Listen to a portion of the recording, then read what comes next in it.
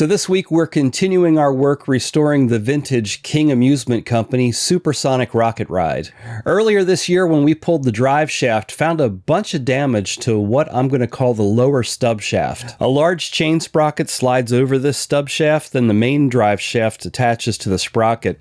The stub shaft as well as the bearing and the sprocket were badly damaged. I can't really think of a good way to repair that shaft, so we're just going to cut it out and make a new one. I got my son-in-law Scott coming over to run the angle grinder. Before we cut that out, I need to take a few dimensions. I need to know the overall height, and I need to know the height of the top of that collar. Then we'll pretty much be free to cut that out and make a brand new one. That's going to fix our problem with the scoring. When we put the shaft back in, we can set the alignment on that perfectly so that we know we're centered up through the tower.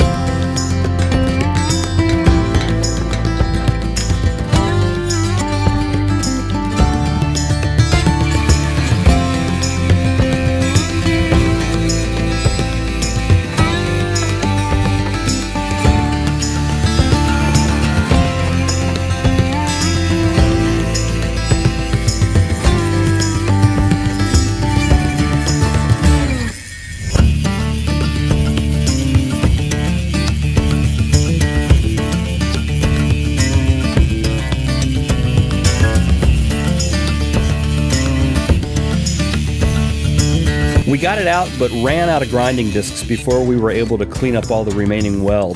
With the holidays approaching, I wasn't sure when we were going to get back to this part of the project, so I gave it a quick coat of paint to prevent it from rusting. I've started to collect the pieces I need to rebuild the stub shaft, and let me just say, buying steel right now is not a great idea. The prices have gotten pretty insane, but I'm going to keep collecting the pieces I need, and we'll start rebuilding that stub shaft in a future video. And speaking of future videos, click that subscribe button and turn notifications on so you don't miss anything. Switching gears here, I found what I consider to be a bit of a collectible on eBay.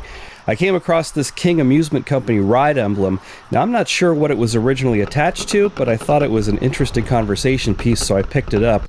The paint was layered on pretty thick, so I gave it my normal treatment of citrus strip and then washed it off before finding a permanent place for it in my workshop.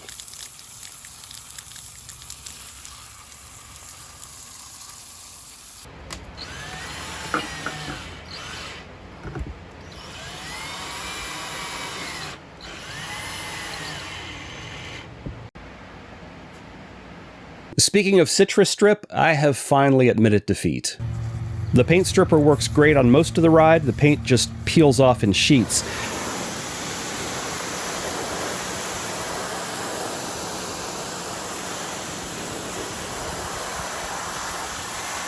But the expanded metal guarding is just brutal.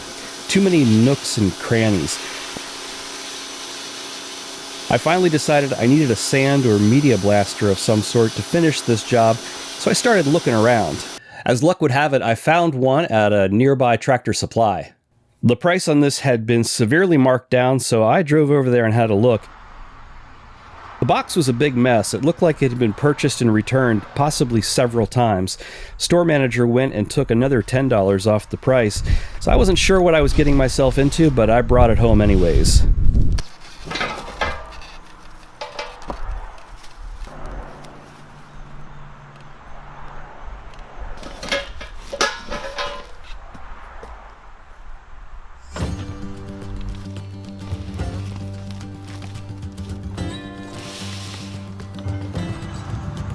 air inlet's cracked off in there.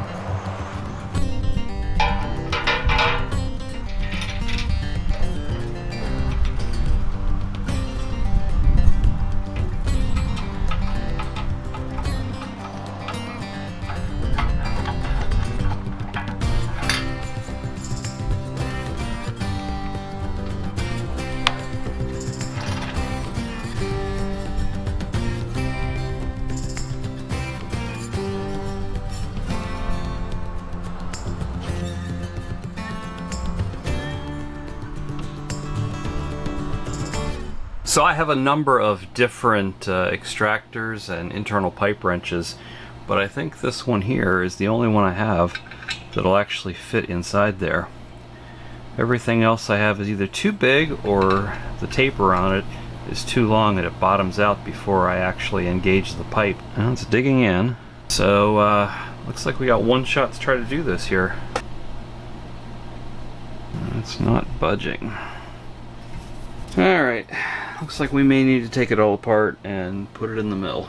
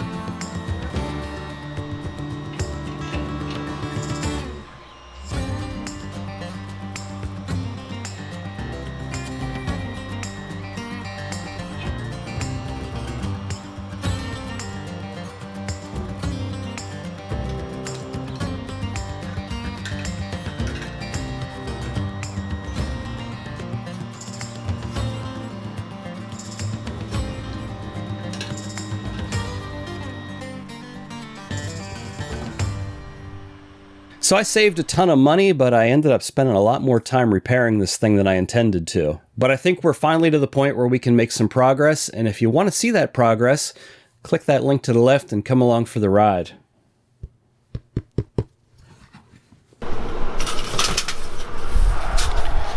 Oh, come on, are you kidding me?